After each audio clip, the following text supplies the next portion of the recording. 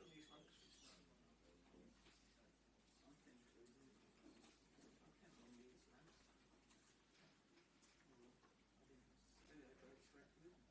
You should power on play. Yeah. There's traffic cams up there. I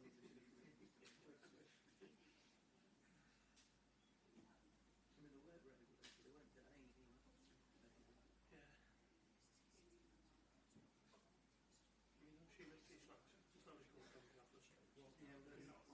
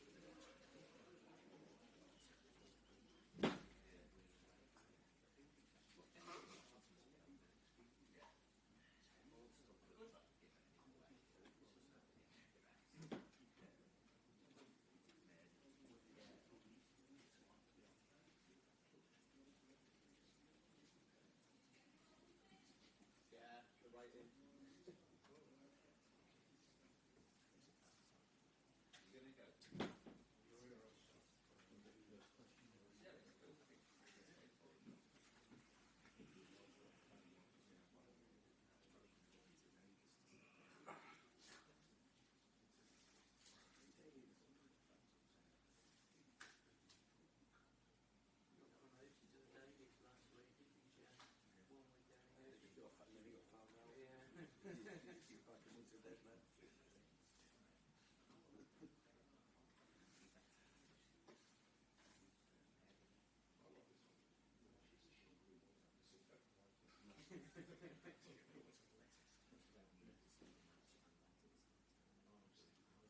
Well, sometimes I presume you get over Thursday press and I've forgotten what he said. It wouldn't have even written it. It's a long way off, isn't it? Yeah. You still the place for a couple of weeks and then write something. Did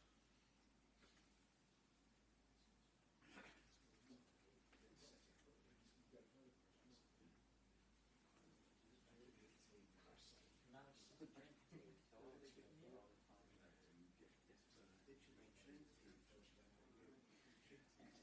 No, I don't even let her make it when she does. Yeah,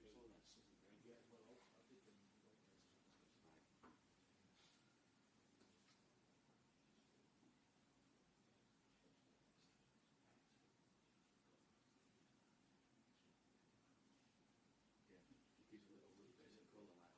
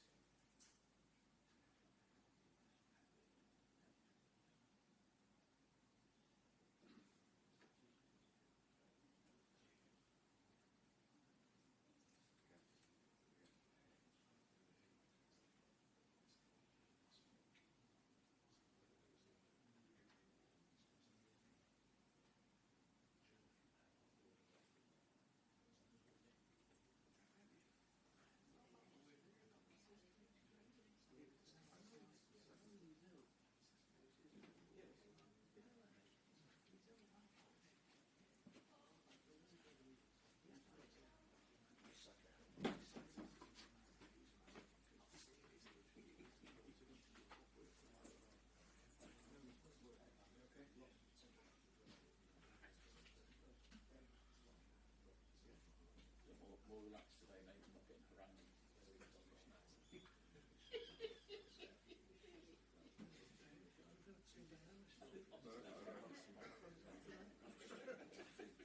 In fact, you know what? I nearly did a word with phone ring and then I didn't. I was going to pick you up and just to fucking laugh.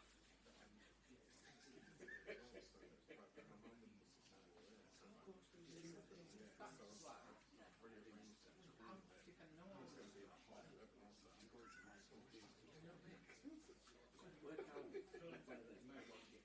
How many sees as a personal assistant or the boss who would like to organise anything?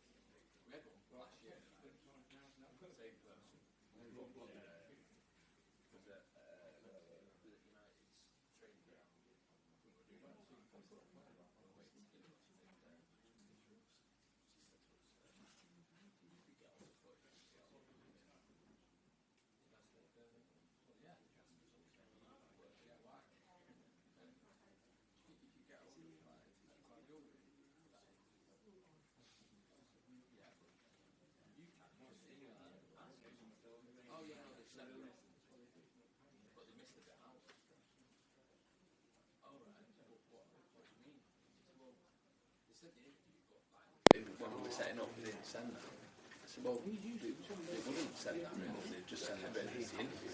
Oh, it's just a briefing, really good. I said, well, ask them. Oh, you already have. Alright. yeah, they said they won't send it. So I just thought if you asked them, maybe they would send it. Says, well, if they've said no, there's no way I'm going to ask for it. So what was it anyway? Well, just Pep Guardiola being Pep, wasn't it? So I said, well, if it's inoffensive, like, maybe speak to the club and get them to speak to the PLP about it. It's going to make that big a difference. But I just think it reflects really well on him. All right. What did he actually do? Well, he just said that I had nice hair. Oh, right, okay. And what are you going to do with the footage? Well, you know, I was going to share it. Thought it would reflect well on Pep. more like self-promotion. Yeah. So City have probably blocked that. Yeah. Well, I don't see why they would. Well, I think it looks great. The manager commented on whatever female report looks like. It doesn't matter, does it? He was being positive. So either way, probably not a look that. Warrington's next week. Right. So you're not going to ask for it then? No. Right. Okay. I just think it's a shame. I just think it's fair. I'm not going to talk about this until next week. I just don't understand why it's like this. We pay a lot of money.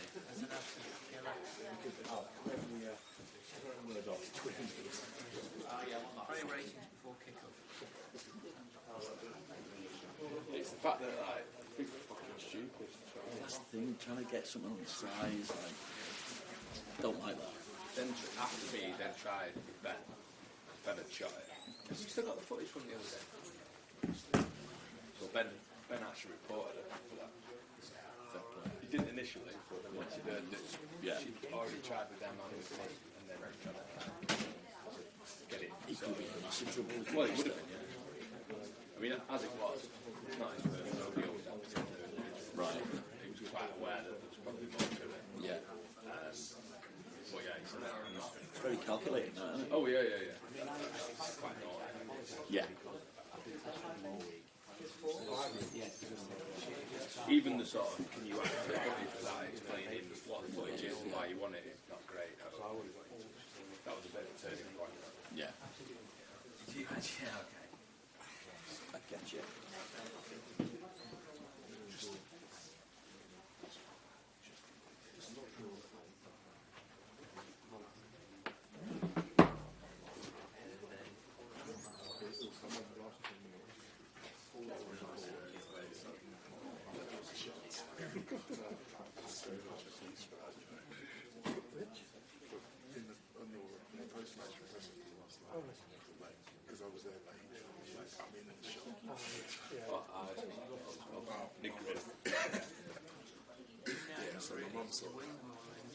It's nice though, isn't it? I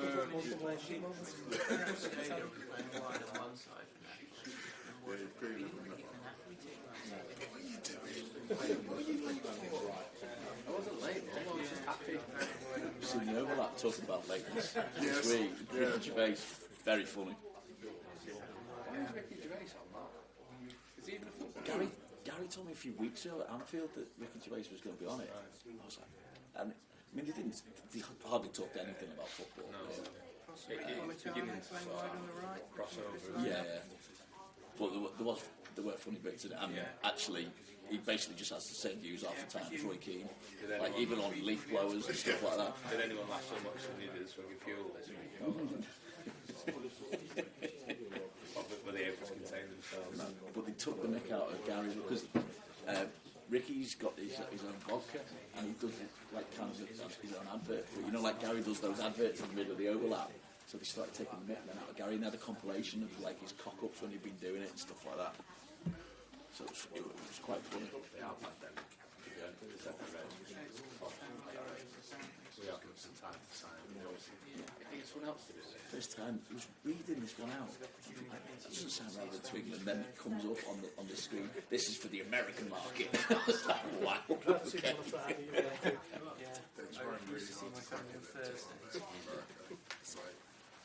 Everyone think I have to know from That's apparently the reason.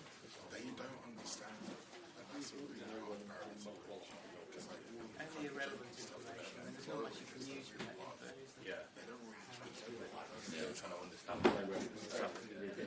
No, it's stuff like that. Stuff like that. Both got The last person as well. Gary's accent's probably not quite as strong as you. He's both got quite distinct accents. And it's not like they can change them because, like, You wouldn't want to, would you? no, and even if they try, can you imagine if they try and Steve McManaman started. Steve McManaman, once upon a time, decided that he needed to add G's to the G words and stuff like that. I tell you. Hello. Afternoon. Good afternoon. You good? I am, yeah. Good. It's a bit cold outside, but Yeah. I spent most of the time outside.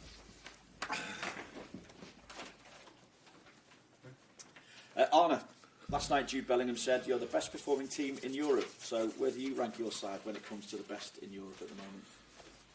yeah, if he talks about results in the Champions League, so if you are number one in the Champions League in the league table, then it's true that when it comes to results, we have been in the last 5 games the best performing team. But I said it yesterday night already. The best team in Europe is still Real Madrid because they won the Champions League last season, and the one that's going to win it this season can say they are it. They are the one that's done. But at this moment of time, it's only 5 games in for us. We did touch on it last night as well. Obviously, the injuries to Connor and Ibrahima. Is there any update as to where they're at as regards those injuries? Well, they're still being assessed, so it's difficult to see where they are. I know where they are, but where they are in terms of the injury. So let's wait and see. But it's never a good sign if players. Connor, I had to take him off, and Ibu didn't walk off the pitch as he should after such a fantastic game that he played. He should have made a round and clapped to the fans, but unfortunately he couldn't. So that's not a good sign. Obviously, you're 8 points clear at the minute. Manchester City appear vulnerable given the run of form that they're on. You could go 11 points clear. At the same time, obviously, the gap could narrow to 5 points. So how significant, how defining a moment could this potentially be in the title race for you? I think in general, if you play one of your competitors, it's always an important moment that has not so much to do with the amount of points they have or we have. These teams have always been in the last few years very close to each other, so those games are always very important. Just like the ones against Arsenal, just like the ones against Chelsea. But those ones are only important if you win against all the other teams. So that makes it that almost every game is very important to win for them, but also for us. Just to check, Arne, then, with Konate and Conor Bradley, are you ruling them out of this game, or do you think they've got a chance? No, I just said they're still being assessed, and it's so close after the game yesterday night, and I just came off the training pitch, so I can't tell you exactly where they are. So yeah, we have to wait and see where they are this weekend and after that. Would Trent be fit enough to start, do you think? Yes, he would. Yeah. In terms of City as well, obviously Vinny mentioned about the run of form that they're on. Do you think that makes your job easier or harder for this particular fixture? No, I don't think anyone in the last 8 or 9 years, or maybe even longer, would have said that City at home or away. The word easy never comes up to my mind if I think about City. And Easier. oh, okay. Still, they're easy inside, easier. Okay. So no, not at all. And I know everybody's looking at their results, and I've seen them as well. But if you face them, and that's what we do, you analyze it, and then I've seen. So, for example, against Brighton, they were 1-0 up, could have scored 2 or 3-0, didn't, and then got beaten 2-1 against Tottenham. They could have been after 20 minutes 2 or 3 goals up, weren't, and against Feyenoord that has not happened many times. They were 3-0 up, completely dominated the game, and then all of a sudden in the end it was 3-3. So they are still a very, very, very good team. And one of the reasons why I think Pep Guardiola is the best manager in the world, or one of the best managers in the world, I think the best though, is that he always comes up with solutions for his problems. So, and his problem now might be that Rodri is out. But we all know, at least I think, that he will come up with a problem that the run of form will go again. Hopefully after Sunday. Thank you. Hi Anna. It looked last night like the players were pretty pumped by the atmosphere in the first half, and that came along with 3 yellow cards. And there was a moment actually where Curtis Jones signalled to his teammates to maybe keep their heads. Is that something that you are focusing on ahead of this game and what could be a similarly quite intense and good atmosphere, that you need to sort of try and get your players to watch out for those yellow cards and things like that? Especially if you have a yellow, you have to watch out for the next one. But I think one of the 3 was Ryan Ravenberg, who made us only a simple tackle or not for a yellow, but then he did this. Now the referees are quite keen on that, giving a yellow for that. So. And the first 2 fouls we made, he also gave a yellow. I think these games you have to be on top of your game in every aspect, so you have to play fair and good duels, and sometimes that can lead to a yellow card, but then if you have received one, you have to be smart, and that's what I saw with Ryan, that's what I saw with Darwin as well, because the one Darwin conceded was also in the set piece, and they were just struggling a bit, and the referee found it necessary to give yellow cards. So we have to be on top of our game. We have to be aggressive, but always in a good way. But maybe Curtis meant, I don't know. We have to ask him, is not only without the ball, but also with the ball, be a bit more calm and use your head a bit more, because that's what we did the second half even better than the first half, which led to 2 goals. I know we've spoken about injuries, and in previous games, I know it's been brought up with you about injuries of the opposition and players that they might be missing. Do you feel that your injuries have been a bit underplayed so far this season, given that you seem to have overcome them very well? I think in general people only talk about injuries if the results are not there. So it's a good thing that nobody talked about our injuries. That means that we got our results in. But the moment you start to lose, it's about kick-off time on a Saturday afternoon, or it's about injuries, or we always come up with certain ideas why, especially in the media, why we didn't win. But 9 or 10 times it's about the quality of the players from the other team or their game plan. But we do have some very important players for us being injured. But if the replacements do so well, it's normal that people don't talk about it that much. But yeah, it is true that missing Allison, which has been a starter for this club and been so important for this club so long, missing Diogo Jota, missing Trent in the last 2 games, those are players that have had impact a lot on the results in recent years. But it's a good thing that we don't talk about it, I think. I just wanted to ask, obviously you said that you want to restore Alisson once he's fit again. What's Kelleher's future at this club, given how he's performed? Are you confident that he will be happy to revert to being number 2, or do you expect him to want to move on? I'm expecting every player that he wants to be the number 1, so not only in the goalkeeper position, in every position. And it's always up to the player if he can accept his role. But at this moment, Queeve has accepted his role from the start of the season till now in a great manner. When he didn't play, but also when he did play. So it's far too early to talk about what can happen next season. I want every player that they want to play every game. Would be completely wrong if he would have come over to me and said, I like it that I'm on the bench today.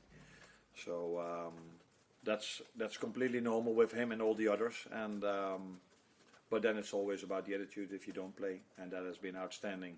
For example, from Lucio and Maka last Sunday when they weren't selected in the first 11, and then they come in really strong. Yesterday I saw the same again with Dominic Soboslai and Cody Kakpo. So they should have the eagerness to play, but if they don't, they have to act in a normal way, and that's what they all do at the moment. Hi, Arne. One of the hallmarks of Man City's current run is that they've been conceding goals late in games. I think it's 6 goals in the last 15 minutes across the last 3 games. And that's something that Liverpool haven't done all season. So what are your team doing so well to avoid that eventuality? Not playing Tottenham yet.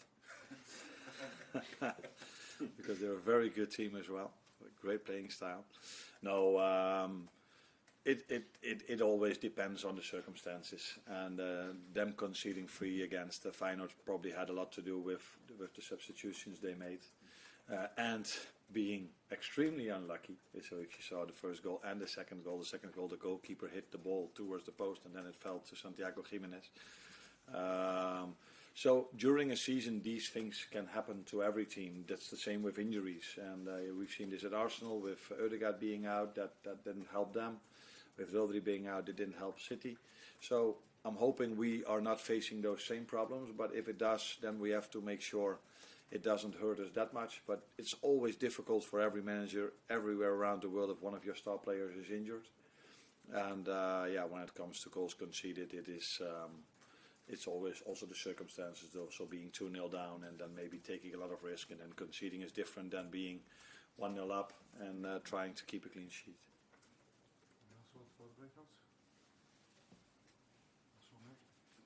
Arne, Man City have been struggling in recent weeks and they're leaking goals. Do you expect to change the Guardiola system to combat the loss of defensive players like Rodri?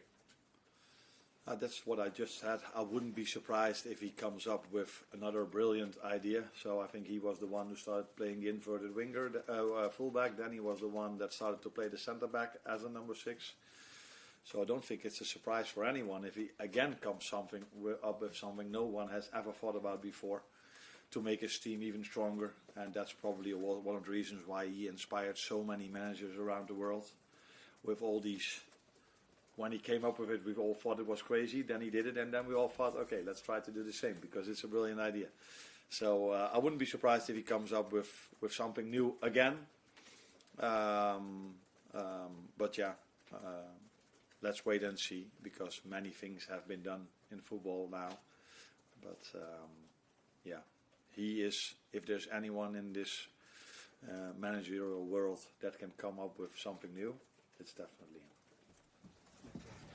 Thanks, Arne.